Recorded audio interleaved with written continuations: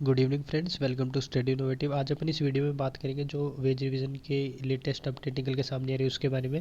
तो ये आप सर्कुलर देख सकते हैं, ये all India insurance employees association का सर्कुलर है। ये आज का ही सर्कुलर है, 28 जुलाई का। तो इसके अंदर ये बताते हैं जो AIIEA के डेलीगेशन है वो सेक्रेटरी से मिले हैं, DFS के सेक्रेटरी से। उसके अंदर बताते हैं जो ये AIIEA के जनरल सेक्रेटरी है श्रीकांत मिश्रा जी, ये मीट के जो DFS डिपार्टमेंट के हेड है श्री देवाशीष पांडा जी, उनसे 27 जुलाई को कल के दिन ये मीटिंग हुई थी। ये उनसे मिल के आए हैं और उनसे डिस्कशन करके आए। और ये इनका डेलीगेशन, आप नाम इसमें पढ़ सकते हैं, इसमें काफ़ी लोग हैं। उसके बाद में ये कहते हैं कि इसमें मेंबर ऑफ पार्लियामेंट भी प्रेजेंट थे, PR नटराजन जी। तो ये इनको भी मतलब थैंक करते हैं कि इतने बिजी शेड्यूल के बाद भी ये आए वहाँ पे वेज रिवीजन के रिगार्डिंग टॉक्स के लिए। उसके बाद में ये कहते हैं initiating the discussion, Shrikant Mishra ji thank the DFS for satisfactory conclusion of wage revision in LIC। तो पहले तो ये थैंक करते हैं कि जो LIC का वेज रिवीजन हुआ था वो सेटिस्फैक्ट्री था। जैसे उनको इतना समय रोका गया लेकिन उनका जो उसमें इंक्रीज़ आया है जो सैलरी के अंदर, वो काफ़ी सेटिस्फैक्ट्री था। और ये कहते हैं pointed out that historically the wage revision PSGIC companies follows that of LIC। तो ये कहते हैं कि जो LIC का वेज रिवीजन होता है वही सेम पैटर्न अभी तक PSGIC में फॉलो किया गया था। मतलब वही बेसिक होती थी, वही अलाउंसेस होते थे, तो वही पूरा क्वांटम और पे स्ट्रक्चर होया करता था। और इस बार भी एम्प्लॉयज़ यही एक्सपेक्ट कर रहे हैं कि हर बार की तरह इस बार भी जो LIC का हुआ है सेम वही होगा। However a meaningful discussion on wage revision that fell due on 1 August 2017 is yet to begin. लेकिन अभी भी कोई भी फाइनल कंक्लूजन वाली मीटिंग नहीं हुई है, जबकि ये पेंडिंग 1 अगस्त 2017 से है। अभी 3-4 दिन बाद इसको 4 साल पूरे हो जाएंगे। The GIPSA had held an exploratory talk on 4 April 2019 on this issue and had promise to call the unions for talks early with concrete proposal. तो इन्होंने कहा था कि 4 अप्रैल 2019 को इन्होंने कहा था यूनियंस को इनको बुलाया जाएगा टॉक्स के लिए और एक अच्छा प्रपोजल इनको दिखाया जाएगा ताकि यूनियंस उसको एक्सेप्ट कर ले। लेकिन unfortunately even after passing of considerable period since then no talks are held to finalise the wage revision. लेकिन अभी तक कोई भी ऐसी टॉक नहीं हुई कि उसको वेज रिवीजन को फाइनलाइज कर दिया जाए। This has created unease and disquiet among the employees. तो इस वजह से जो नेशनलाइज्ड जनरल इंश्योरेंस कंपनीज हैं उनके एम्प्लॉयज़ काफ़ी अनकॉन्फिडेंट फील कर रहे हैं, क्योंकि एक जो उनका हक है वो उनको नहीं दिया जा रहा है। 4 साल कंप्लीट होने को आए हैं और जैसे एक कोई एम्प्लॉय होता है उसको अगर प्रॉपर वेज दिया जाए तो वो बहुत एक्टिवली और कंसंट्रेशन के साथ जॉब को परफॉर्म करता है। लेकिन due to delay in wage revision वो फोकस नहीं कर पा रहे हैं। उसके बाद में कहते हैं कि the secretary of DFS on the issue so that the wage revision of PSGIC's employees could be settled at the earliest। और इन्होंने बात करी कि जल्दी से जल्दी इस वेज रिवीजन को फाइनलाइज किया जाए DFS के द्वारा। वहाँ से जैसी ग्रीन चिट आएगी वैसे ही जिप्सा इसको फाइनलाइज कर देगा। इसके बाद में कहते हैं responding to the issues raised by our delegation the secretary DFS stated that he appreciated the views and concern expressed by AIIEA।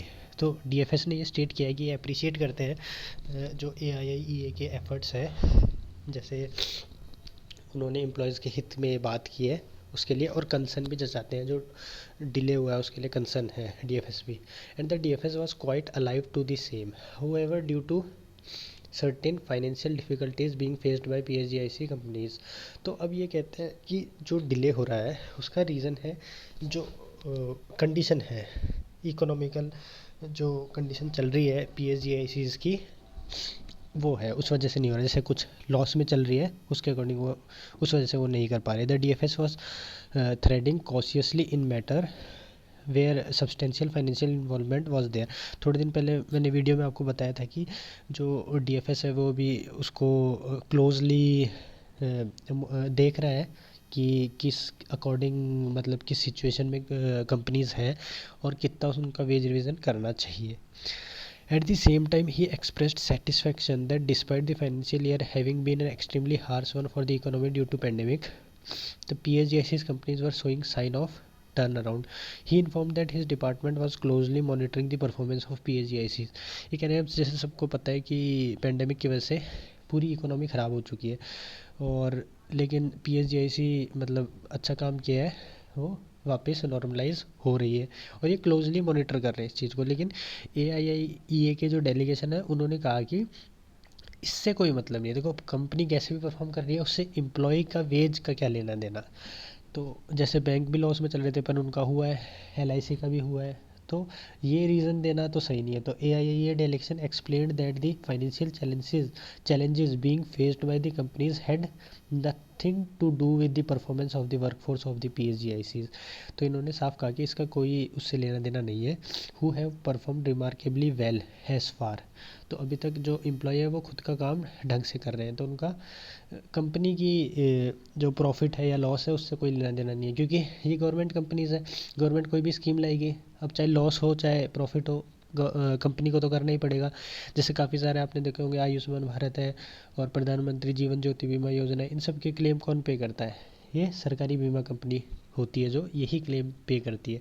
अब इनके प्रीमियम बहुत कम होते हैं, सब्सिडाइज्ड रेट पे होते हैं, तो उसमें प्रॉफिट अर्न आप नहीं कर सकते, तो लॉस में ऑटोमेटिकली जाएगी। लेकिन एम्प्लॉय उस क्लेम को सेटल कर रहा है, पॉलिसियाँ जल्दी जल्दी प्रोवाइड करा रहा है, एम्प्लॉय खुद का 100% दे रहा है। तो ये चीज़ गलत है कि आप एम्प्लॉय के वेज को उससे रिलेट करें।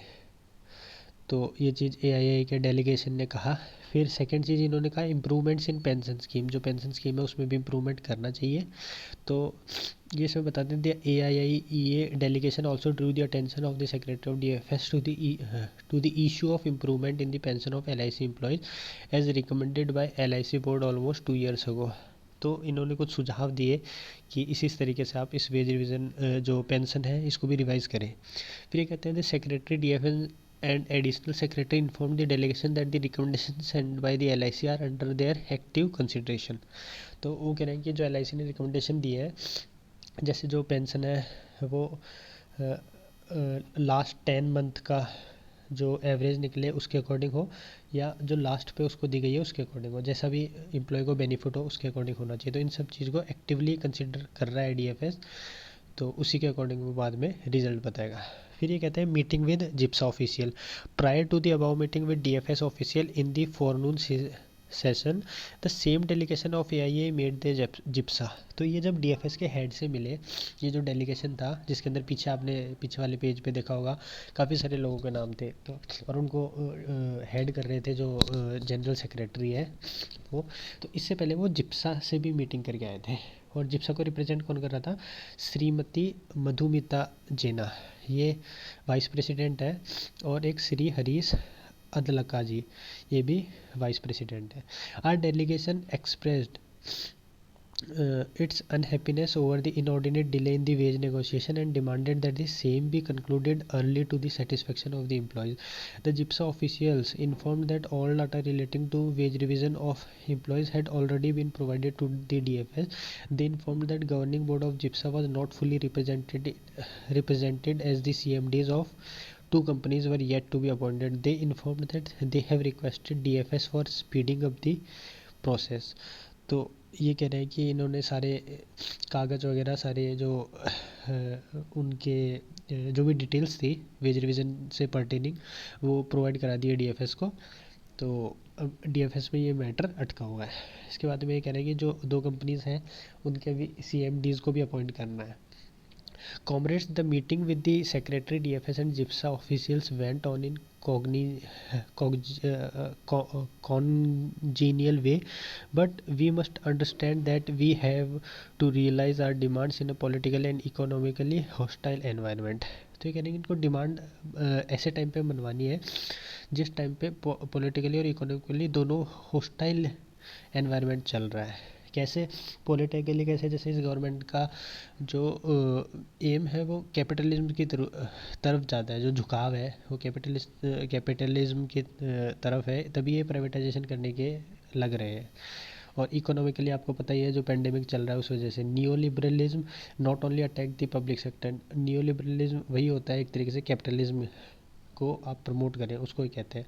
तो ये कहते हैं कि इसको अटैक नहीं करना चाहिए पब्लिक सेक्टर को उस चीज़ के लिए। It also attacks the wages and other service conditions of the employees. जैसे प्राइवेटाइजेशन की तरफ आप जाएंगे तो वो अफेक्ट करेगा एम्प्लॉयज़ को। This is true as much of the public sector insurance industry as any other public institution in India today.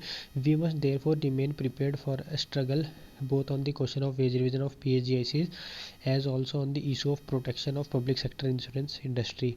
AIIEA shall continue efforts to forge unity and develop struggles to realize our demands. तो ये यही कहते हैं कि अब continue इसको रखेगी AIIEA और जल्दी से जल्दी वेज रिविज़न को फाइनलाइज कराएगी। तो फ्रेंड्स आप इसको पढ़ भी सकते हैं और इसी टाइप के अपडेट पाने के लिए चैनल को सब्सक्राइब करें और वीडियो को लाइक करें। Thank you.